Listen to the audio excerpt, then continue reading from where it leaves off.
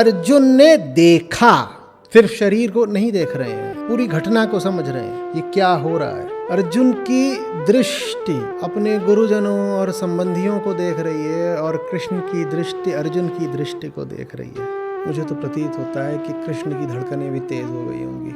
महाभारत के युद्ध से कहीं ज्यादा बड़ी कोई चीज होने जा रही है।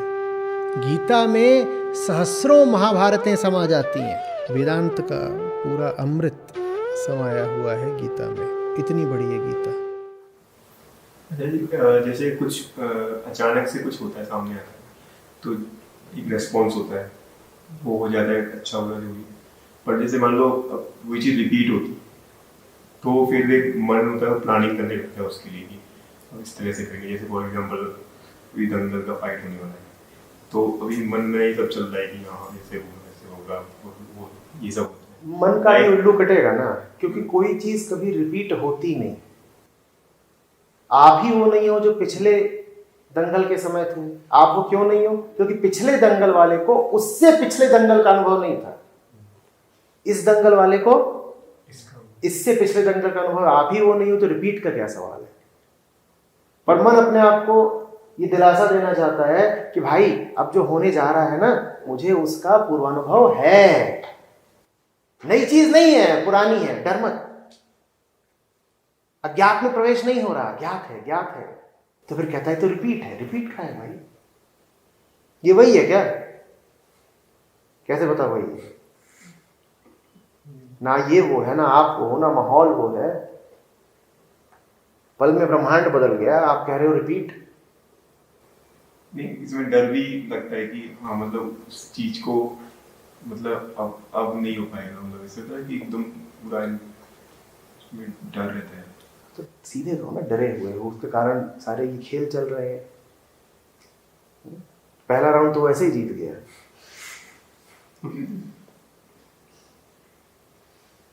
sun tzu की है आर्ट ऑफ वॉर, उसमें वो जो लड़ने के तरीके बताता है, उसमें से एक यही है कि सबसे बढ़िया जीत वो है जो बिना लड़े हासिल हो जाए। प्रतिपक्षी को ऐसा आक्रांत कर दो, उसके जहन पर ऐसे छा जाओ कि वो मैदान में आने से पहले ही खत्म हो जाए, दस्त लग जाए उसको।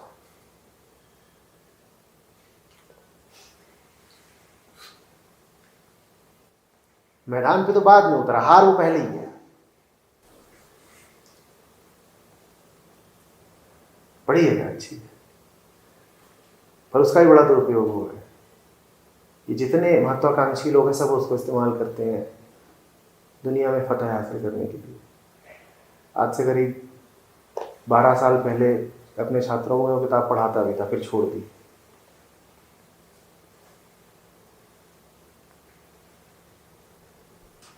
और अच्छी है।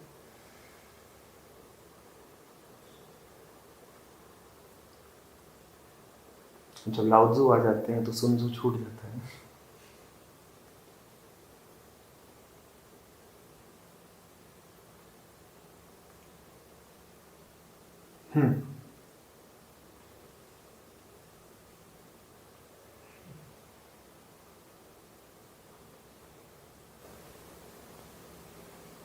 जब भी अकेलापन महसूस होता है तो ऐसा क्यों लगता है कि उसकी कमी आके कोई पूरी कर देगा? मैं ऐसा क्यों मन कहता है कि किसी से बात कर लो तो वो चीज़ पूरी हो जाएगी?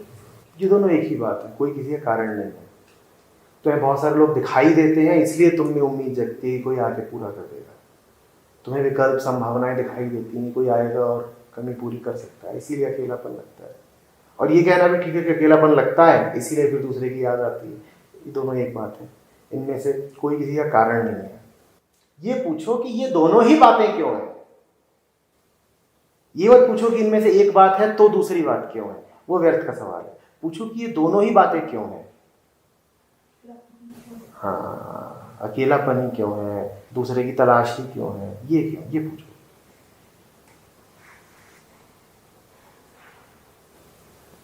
वो जरूरी है।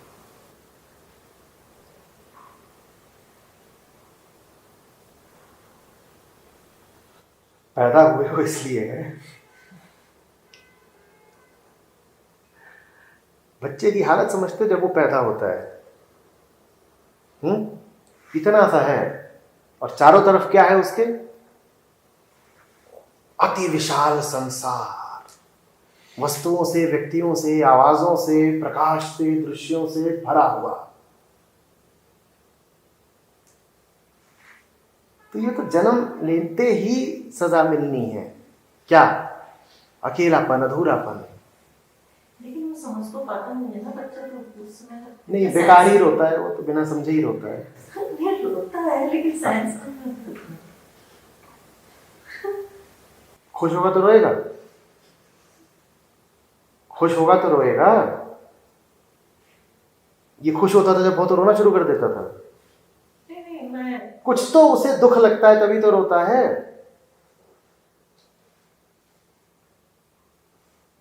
कितना भी बड़ा बच्चा हो, 1 घंटे का, 1 महीने का, 1 साल का, यदि रो रहा है तो क्या पक्की बात है? दुख है। दुख है तभी तो रोता है, पैदा होते ही रोता है। 1 घंटे के बच्चे खाना खाएंगे। फिर पूछ रहा हूं आपसे, जब वो शांत होता है तो उसके चेहरे पे दिख जाता है ना, माँ कहती है देखो शांत पड़ा हुआ है। जब वो खुश होता है तब भी दिख जाता है ना, दांत अभी नहीं है लेकिन मुस्कुरा देता है। बहुत छोटा बच्चा होता है वही मुस्कुराना जानता है। अगर शांत है तो आप मानने को तैयार हो जाएंगे कि अभी देखो ये सुखी है।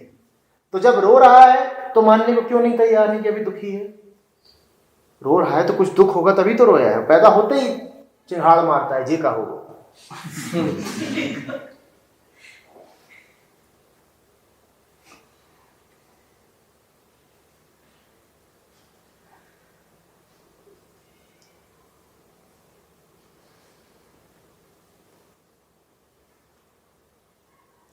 आप उसकी वेदना समझिए। अचानक क्या क्या उसके ऊपर बरस पड़ा, आवाजें, प्रकाश, गर्भ में अंधेरा था, लोग आगे क्या ये क्या हो गया? आप अपनी ओर से लाड़ करते हैं, उसके लिए उधार होता है, उसका कलेजा दहल जाता है, ये हो क्या रहा है मेरे साथ।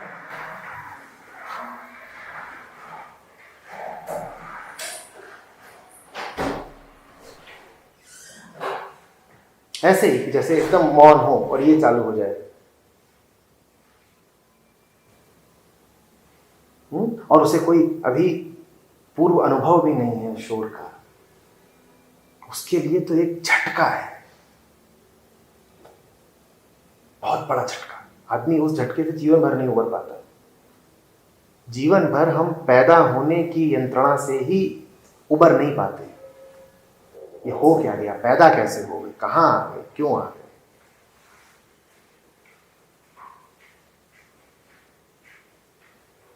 कोई है जिसको संसार जरा भी अजनबी न लगता हो? कल वहां छुपे हुए थे हम नदी के पास, ये अंशु गोली आ रहा था वहां पर, जरा 2-4 भूत की आवाजें निकाल दी। ये 25-30 साल का दढ़ियल जवान मुस्टंडा, देखिए इसकी चौड़ाई, ये पलट के भगा। और जबकि इसको पता है कि इसी के इधर ही कहीं आसपास अपने 15 जने मौजूद हैं। कोई है जिसे संसार अजनबी न लगता हो? क्या उसको वहां पर ज्ञात का खौफ था? किसका खौफ था? अज्ञात का। वही बच्चे वाली हालत, मैं आ कहां गया, यहां बहुत कुछ है जो निपट अनजाना है। वही डर अभी तक नहीं गया, किसी से नहीं जाता। आप दुनिया को कितना भी जान लो, ये संभावना हमेशा है कि दुनिया में से कुछ ऐसा उछल के सामने आ जाएगा आपके, जिसके लिए आप तैयार बिल्कुल नहीं थे। यही तो है जन्म लेने का दुख। आप पूरी तरह कभी जान नहीं सकते। और मन ऐसा है जिसको जब तक परिपूर्ण बोध ना हो जाए उसे चैन नहीं आने का। वो परिपूर्ण बोध हासिल कैसे करना चाहता है? ऐसे हो नहीं पाता, क्योंकि तुम बहुत छोटे हो और ब्रह्मांड बहुत बड़ा। तुम्हें अनंत जन्म मिल जाए तो भी तुम चप्पे चप्पे को, कोने कोने को जान नहीं पाओगे। नहीं जान पाओगे तो क्या बना रहेगा? डर बना रहेगा। अरे पता नहीं क्या सामने आ जाए। अब मैं सियार की आवाज निकाल रहा हूं, और मैं बड़ी घटिया आवाज निकाल रहा हूं सियार की। कोई मुर्दा सियार भी वैसी आवाज ना निकाले। और ये उस आवाज से दहल गया, भग लिया पीछे को।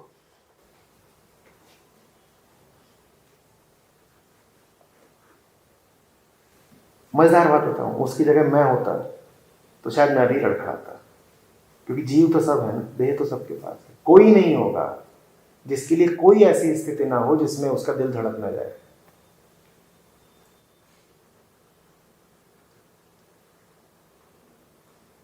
ये पैदा होने का दंड है।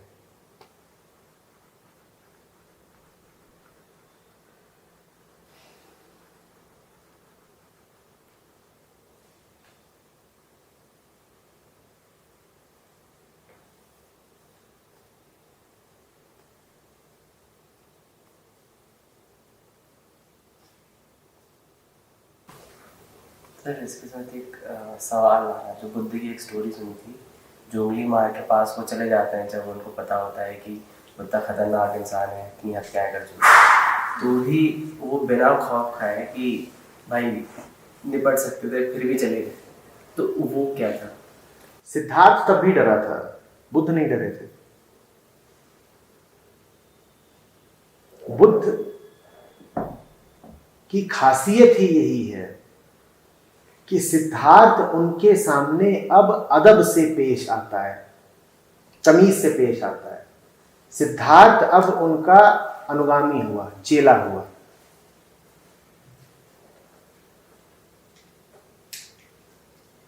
पीछे खड़ा है, अब पीछे अपना डरता है, क्या करना है।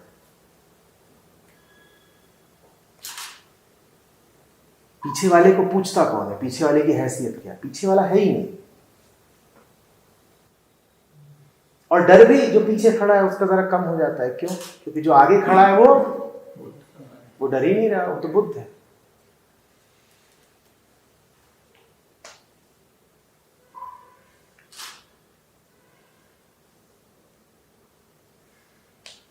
ये बहुत गूढ़ प्रश्न है कि अंगुलिमाल के सामने बुद्ध का दिल धड़का था कि नहीं धड़का था। ये बिल्कुल वैसे ही प्रश्न है कि जब पूछते हो कि कुत्ते में बुद्ध स्वभाव होता है कि नहीं, होता भी और नहीं भी होता, मुंह वैसे ही पूछोगे कि अंगुलिमाल के सामने बुद्ध डरे थे कि नहीं डरे थे। बड़ा मुश्किल है जवाब देना। मुंह वो निर्भर इस पर करता है कि तुम बुद्ध को क्या समझ रहे हो। वो निर्भर इस पर करता है कि प्रश्न पूछने वाला कौन है।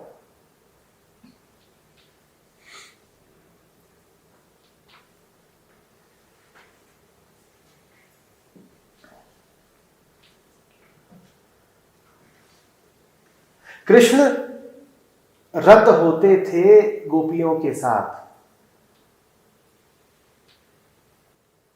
क्या कृष्ण रत हो जाते थे? आत्मा तो अरत रहती है। या कृष्ण रत होते ही नहीं थे? बड़ा गूढ़ प्रश्न है। ना हाँ कह सकते हैं ना कह सकते हैं। हाँ ना के आयाम से ऊपर का उत्तर है इसका। प्रश्न तुमने इस आयाम का पूछा है, उत्तर उस आयाम में है। कृष्ण आलिंगनबद्ध है किसी गोपी के साथ। ये दैहिक मिलन है कि नहीं है, बड़ा मुश्किल है कह पाना, क्योंकि देह से देह तो मिल रही है और देह का जो पूरा रसायन शास्त्र है वो भी अपनी गति कर रहा है। पर फिर भी क्या कृष्ण मिल गए किसी से? आत्मा तो असंग होती है, वो तो किसी से मिल ही नहीं सकती। क्या कृष्ण मिले किसी से? बड़ा मुश्किल है कहना। मिले भी और नहीं भी।